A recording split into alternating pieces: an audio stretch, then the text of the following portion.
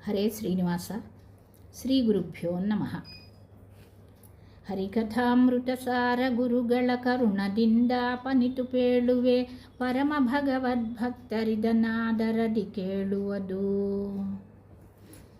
జగన్నాథదాసుల వారు రచించిన హరికథామృతసారములోని మంగళాచరణ సంధిలోని 5వ పద్యము సరస్వతీదేవి ప్రార్థన. చతురవదన నరాణి అతిరోహిత విమల విజ్ఞాని నిగమ ప్రతతిಗಳಿಗಭಿಮಾನಿ ವೀಣಾಪಾಣಿ ಬ್ರಹ್ಮಾಣಿ ನತಿಸಿ ಬೇಡುವೆ ಜನನಿ ಲಕ್ಷ್ಮೀಪತಿಯ ಗುಣಗಳ ತುಟಿ ಪುದಕೆ ಸನ್ಮತಿಯ ಪಾಲಿಸಿ ನೆಲೆಸು ನೀ ಮದ್ವದನ ಸದನದಲ್ಲಿ. ಚತುರವದನನ ರಾಣಿ ಅತಿರೋಹಿತ ವಿಮಲ ವಿಜ್ಞಾನಿ ನಿಗಮ ಪ್ರತತಿಗಳಿಗೆ ಅಭಿಮಾನಿ ವೀಣಾಪಾಣಿ ಬ್ರಹ್ಮಾಣಿ ನಟಿಸಿ ಬೇಡುವೆ ಜನನಿ ಲಕ್ಷ್ಮೀಪತಿಯ ಗುಣಗಳ ತುಟಿಪುದಕೆ ಸನ್ಮತಿಯ ಪಾಲಿಸಿ ನೆಲೆಸು ನೀ మద్వదన సదనదలి. ఇలా పదవిభాగం చేసుకొని పద్యాన్ని చదువుకోవాలి. కఠిన శబ్దార్థాలు. చతురవదనన 4 ముఖాలున్నటువంటి బ్రహ్మదేవుల వారు. అతిరోహిత తిరోహితము కాని, అతిరోహిత అంటే ఎప్పటికీ మరుపు లేనటువంటి, ఏ విషయాన్ని మర్చిపోవటం అనేది జరగదు అటువంటి జ్ఞాపక శక్తి సరస్వతీదేవి. మనందరికీ ఆ శక్తిని ఇచ్చేదే ఆ తల్లి. అలాంటి సరస్వతి అతిరోహిత, ఎందిಗೂ మర్యాద అన్నమాట, మరుపే లేనటువంటి. నిగమ తతి, నిగమ ప్రతతి. నిగమ అంటే వేదాలు, ప్రతతి అంటే సమూహము. వదన నోరు, మన యొక్క నోరు వదన. సదన అంటే మనే, గృహము, ఇల్లు. బ్రహ్మాణి వేదజ్ఞాని అయినటువంటి, వేదాభిమాని దేవత. అందుకని వేదజ్ఞాని అయినటువంటి సరస్వతీదేవి బ్రహ్మాణి. చతురవదనన రాణి సరస్వతీదేవి 4 ముఖాల కలిగినటువంటి బ్రహ్మదేవుని యొక్క రాణి, పత్ని. ఇంకా ఆమె యొక్క గుణాలు ఏమేంటో ఇక్కడ వర్ణిస్తున్నారు. అతిరోహిత, ఎందిಗೂ మర్యాదిద్ద అంటే ఎప్పటికీ మరుపు లేనటువంటి, మంచి జ్ఞాపక శక్తి కలిగినటువంటి గుణం ఉంది. విమల విజ్ఞాని, విమల అంటే నిర్మలమైనటువంటి, విజ్ఞాని స్పష్టమైనటువంటి జ్ఞానం కలిగినటువంటి.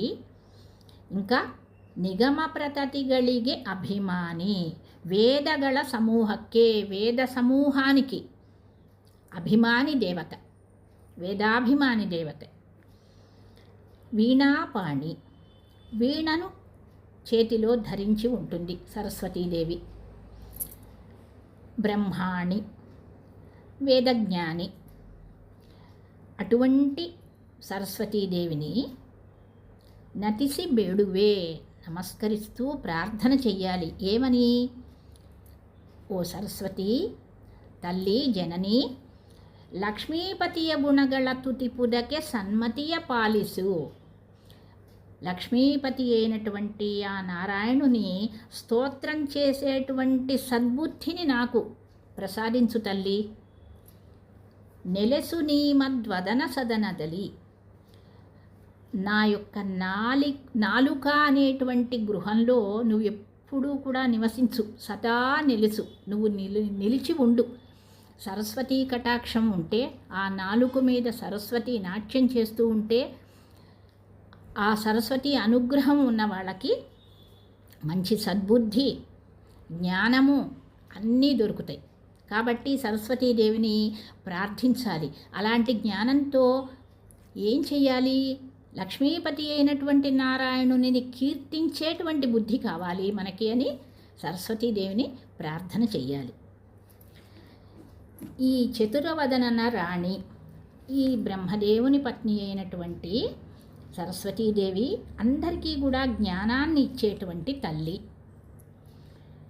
ఆమె యొక్క జ్ఞానంలో, సరస్వతీదేవి యొక్క జ్ఞానంలో ఏ దోషము లేనటువంటి జ్ఞానం. ఇంకా ఈ సరస్వతి మనందరికీ తల్లి. ಅಂತೆಕಾದು ಸರಸ್ವತಿ ನಮಗೆ ಮಾತ್ರ ತಾಯಿ ಎನಿಸದೆ ಪ್ರಕೃತಿಗೆ ಅವಾಂತರ ಅಭಿಮಾನಿಯಾಗಿ ಮಹತ್ತತ್ವಾಭಿಮಾನಿಯಾದ ಬ್ರಹ್ಮರೂಪಕ್ಕೂ ತಾಯಿ ಎನಿಸಿರುವುದು ವಿಶೇಷ. ఇక్కడ విశేషం ఏంటంటే సరస్వతీదేవి మనందరికీ తల్లి సరే, ప్రకృతికి కూడా అవాంతర దేవతే. 24 తత్వాలలో మొదటిది ప్రకృతి తత్వం, అవ్యక్త తత్వం. ఆ అవ్యక్త తత్వము లేదా ప్రకృతి తత్వము అంటారు. ఆ ప్రకృతి తత్వానికి మహాలక్ష్మి అభిమాని, ముఖ్యమైనటువంటి అభిమాని మహాలక్ష్మి. ఇంకా అవాంతర అభిమానిಗಳು సరస్వతి, భారతీదేవి, ఇద్దరు కూడా అవాంతర అభిమాని.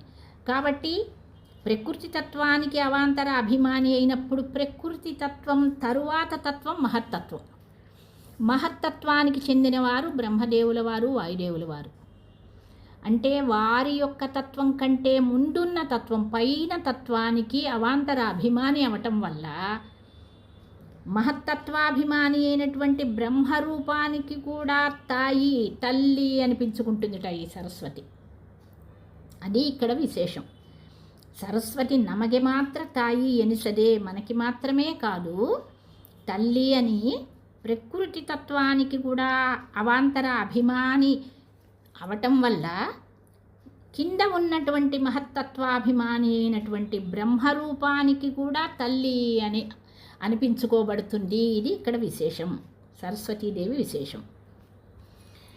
ఇక వీణాపాణి అన్నారు కదా, ఈ వైజయంతి కోశం ప్రకారం సరస్వతీదేవి వీణ పేరు కచ్చపి అనేటువంటి వీణను ధరించి ఉంటుంది సరస్వతీదేవి. శ్రీమన్యాయసుధ యొక్క మాట ఇక్కడ కన్నడీకరణం చేశారు దాసుల వారు. ఏమని అంటే నెలసుని మద్వదన సదనదలి. ఇక్కడ ఉన్నటువంటి సంస్కృత కొటేషన్స్లో ఉన్నటువంటి ఈ ఉపనిషత్తు వాక్యాలు కాబట్టి మనం వీటిని చదవకుండా దాని యొక్క అర్థాలు మనం తెలుసుకోవాలి. కాబట్టి ಶ್ರೀಮನ್ಯಾಯ ಸುಧೆಯ ಮಾತು ಇಲ್ಲಿ ಕನ್ನಡೀಕರಿಸಿದೆ. ఈ కన్నడీకరణ మాటలు ఏంటంటే నెలసు నీ మద్వదన సదనదలి. ఓ సరస్వతి తల్లి, ఎప్పుడూ కూడా నిరంతరము నా నాలుక మీద, నాలుక అనేటువంటి గృహంలో నువ్వెప్పుడూ కూడా నిలిచి ఉండు, చక్కగా వాసము చెయ్యి, నివసించు అని ప్రార్థన. ಲಕ್ಷ್ಮೀಪತಿಯ ಗುಣಗಳನ್ನು ಸ್ತುತಿಸುವುದಕ್ಕೆ ಬಳಸುವ ಮತಿಯೇ సన్మతి. ఆ భగవంతుని లక్ష్మీపతి అయినటువంటి నారాయణుణ్ణి స్తుతించేటువంటి బుద్ధే సద్బుద్ధి, సన్మతి. అలాంటి మతి, అలాంటి మంచి బుద్ధిని ప్రసాదించు అని, అది సరస్వతీదేవి సన్నిధానం వల్లనే సాధ్యమవుతుంది. సరస్వతీ కటాక్షం ఉంటేనే అలాంటి జ్ఞానం కలుగుతుంది. ఆ కలిగిన జ్ఞానంతో భగవంతుణ్ణి స్తుతి చేయాలనేటువంటి బుద్ధితో, జ్ఞానంతో ఉండగలం. కాబట్టి ఈ విధంగా సరస్వతీదేవి యొక్క వర్ణన చేస్తూ ఆ తల్లి అయినటువంటి సరస్వతీదేవిని స్తుతి చేస్తున్నారు దాసుల వారు. చతురవదన నరాణి అతిరోహిత విమల విజ్ఞాని నిగమ ಬ್ರತತಿಗಳಿಗಭಿಮಾನಿ ವೀಣಾಪಾಣಿ ಬ್ರಹ್ಮಾಣಿ ನಟಿಸಿ ಬೇಡುವೆ ಜನನಿ ಲಕ್ಷ್ಮೀಪತಿಯ ಗುಣಗಳ ತುತಿಪುದಕ್ಕೆ ಸನ್ಮತಿಯ ಪಾಲಿಸಿ ನೆಲೆಸು ನೀ ಮದ್ವದನ ಸದನದಲ್ಲಿ. ಶ್ರೀ ಗುರುಮಧ್ವಾಂತರ್ಗತ ಶ್ರೀಕೃಷ್ಣಾರ್ಪಣಮಸ್ತು.